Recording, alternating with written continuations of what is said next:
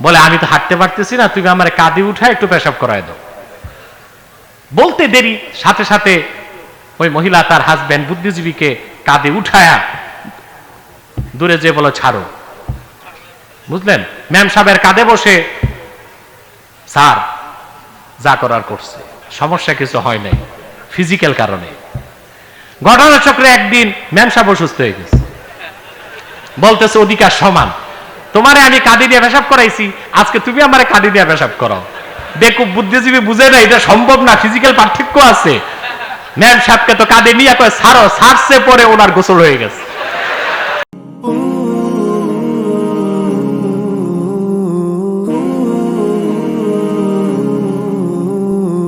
আর মুমিন উপকার নেয় পার্থিব এবং পরজাগতিক। সুবহানাল্লাহ বলে। পার্থিব এবং পরজাগতিক। কাফের মুশরিকরা কি কোরআন হাদিসের উপকার নেয় না? কথা বলেন। আমি দুটো দৃষ্টান্ত দেই, কথা বলেন। দিব? এক, প্রথম দৃষ্টান্ত দেখেন, মার্কিন যুক্তরাষ্ট্রে যে গণতন্ত্র চলছে তার বয়স প্রায় 250 বছর পার হয়েছে, প্রায় 223-24 বছর পার হয়ে গেছে। বুঝলেন? যুক্তরাষ্ট্রে গণতন্ত্র, যুক্তরাষ্ট্র কিন্তু সারা পৃথিবীতে গণতন্ত্র ফেরি করে বেচে, এটা জানেন আপনারা? আর তাদের দেশে বর্তমান যে প্রেসিডেন্ট জো বাইডেন, সে হচ্ছে 45তম। কততম? অবাক হবেন মুসলমান, প্রায় 250 বছরের গণতান্ত্রিক ইতিহাসের দেশ যুক্তরাষ্ট্রে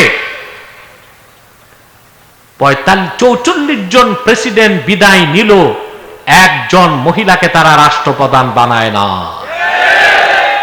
সব পুরুষ। সব কি? কেন? কখনো চিন্তা করছেন? আমার দেশের বুদ্ধিজীবী যেগুলো আছে এগুলোর মাথায় তো কিচ্ছু নাই, দেখছেন না? মাথার উপরে কিচ্ছু নাই, সাফা চাট। সিটি স্ক্যান করলে দেখবেন মাথার ভিতরও কিছু নাই। এগুলো চিন্তা করে না, এগুলো শুধু যুক্তরাষ্ট্রের গোলামি করে, পশ্চিমাদের গোলামি করে। বাংলাদেশে নারী পুরুষ সমান অধিকারের স্লোগান তুলে, শিখায় কারা? পশ্চিমারা। এগুলো আমেরিকা শিখায় ওদেরকে। বুঝলেন? এইসব বাংলাদেশে যুক্তরাষ্ট্র আশা করি কোনোদিন সামরিক আগ্রাসন চালাতে পারবে না ইনশাআল্লাহ।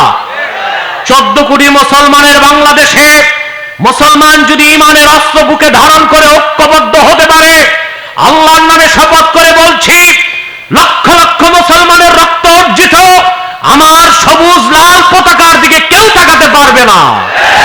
যদি তাকায় চোখ উপড়ে নেব ইনশাআল্লাহ। বাংলার ভূখণ্ডে খনিজ সম্পদে হাত দিতে পারবে না। যদি হাত দেয় সে কালো হাতকে ভেঙে চুরমার করে দেওয়া হবে।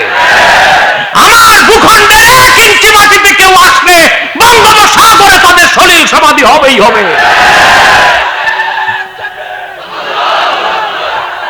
ঠান্ডা পানি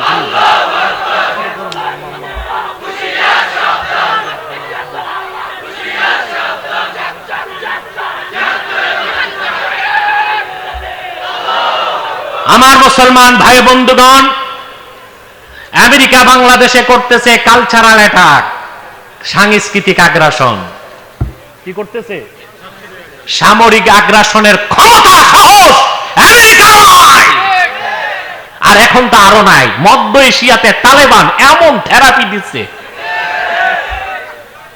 থেরাপির চোটে ওর পররাষ্ট্রনীতিগিরি, ওর পরাশক্তি এখন নেওয়া হয়েছে ধরাশক্তি।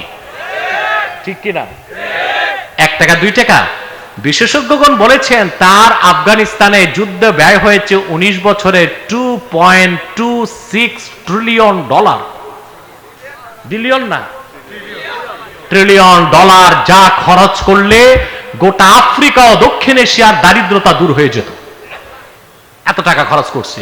তারপর নির্ধারিত সময়ের আগেই ছেড়ে দে মা কেঁদে বাঁচি, ওদের অস্ত্র শস্ত্র ফেলে ভাগছে। এখন আর ক্ষমতা নাই কোন মুসলিম রাষ্ট্রে আঘাত করবে ইনশাআল্লাহ, যদি আমরা মুসলমান ঐক্যবদ্ধ থাকতে পারি। আর ভারত এ তো 3 নাম্বার রাষ্ট্র, 3rd ক্লাস কান্ট্রি। এর কোনো ক্ষমতা নেই বাংলাদেশের দিকে চোখ দিবে যদি আমার দেশের ভিতর থেকে গাদ্দারি কেউ না করে। ওরা আঘাতটা কি করতেছে? কালচারাল অ্যাটাক, সাংস্কৃতিক আগ্রাসন। আমেরিকা, পত্তলিকরা, ইহুদিবাদীরা, জায়নবাদীরা বাংলাদেশে যুব সমাজকে সাংস্কৃতিক ভাবে বিধর্মী বানাবার জন্য চালু করেছে পহেলা বৈশাখের মতো বেহায়াপনা, চালু করেছে 31 মার্চ, চালু করেছে ভ্যালেন্টাইন্স ডে, চালু করেছে নারী পুরুষের সমান অধিকার। যুবকরা, আল্লাহর কোরআনকে বুকে ধরে দাঁড়িয়ে যাও, অপসংস্কৃতির মোকাবেলা করার জন্য প্রস্তুতি নিতে হবে।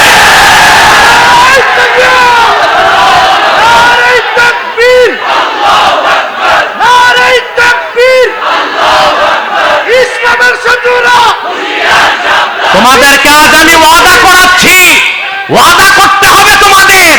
আমি বলবো, তোমরা বলবা না। Pohela Boishakh, Valentine's day, 31 March এগুলো চলবে না বাংলাদেশে। ওরা এই সাংস্কৃতিক কালচারাল অ্যাটাকের মাধ্যমে আমার যুব সমাজকে বিধর্মী বানাতে চায়। আরেকটা ওদের অপসংস্কৃতির প্রচার বাংলাদেশে করেছে নারী পুরুষ সমান অধিকার। কেমনে সমান হবে? আপনারা ওই যে জাফরুল্লাহর সাথে আমার ডিবেটটা দেখছিলেন? ও সোরের সাথে না, সোরের পরে যে বসছে, দেখছেন? হ্যাঁ, ওখানে প্রায় তো 2.5 ঘন্টার ডিবেটে ভদ্রলোক পরাজয় বরণ করে নিয়েছে। আমি সেখানে যথেষ্ট সায়েন্টিফিক থিসিস উপস্থাপন করেছি। সৃষ্টিগতভাবেই তো আল্লাহ তাআলা পুরুষ আর নারীর মধ্যে 25টা পার্থক্য রাখছেন, ফিজিক্যাল, সাইকোলজিক্যাল, সায়েন্টিফিক। অতএব তুমি কেমনে নারী পুরুষ সমান করবা? নারী পুরুষের অধিকার সমান হইতে পারে না। এক বাংলাদেশি বুদ্ধিজীবী অক্সফোর্ডে পড়ছে, বুঝলেন? বিয়ে করছে ইংরেজ মেয়ে। বিয়ের পর ওই মহিলা তো পাশ্চাত্যের বুদ্ধিজীবীকে বলছে, বাংলাদেশের বুদ্ধিজীবীকে, যে তোমার আমার অধিকার সমান। অধিকার আমি 6 ঘন্টা ঘরের কাজ করলে তোমারও 6 ঘন্টা করতে হবে।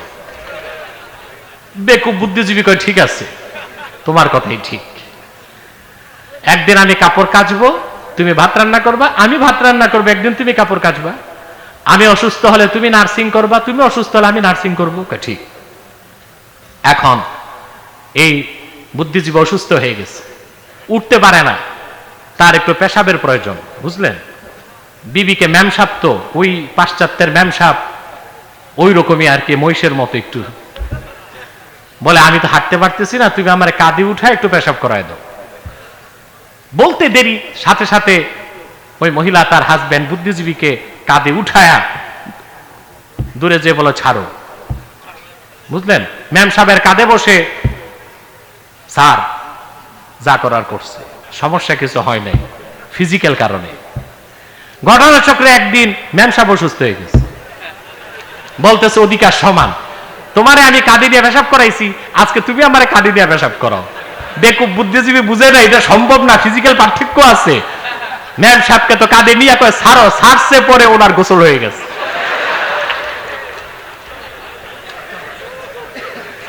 বাংলাদেশে যারা নারী পুরুষের সমান অধিকার চায়, ওরা এইরকম সমান অধিকার চায়। ইসলাম নারীকে ন্যায্য অধিকার দিয়েছে, পুরুষকে ন্যায্য অধিকার দিয়েছে। আসুন ফিরে যায় মার্কিন যুক্তরাষ্ট্রের প্রসঙ্গে।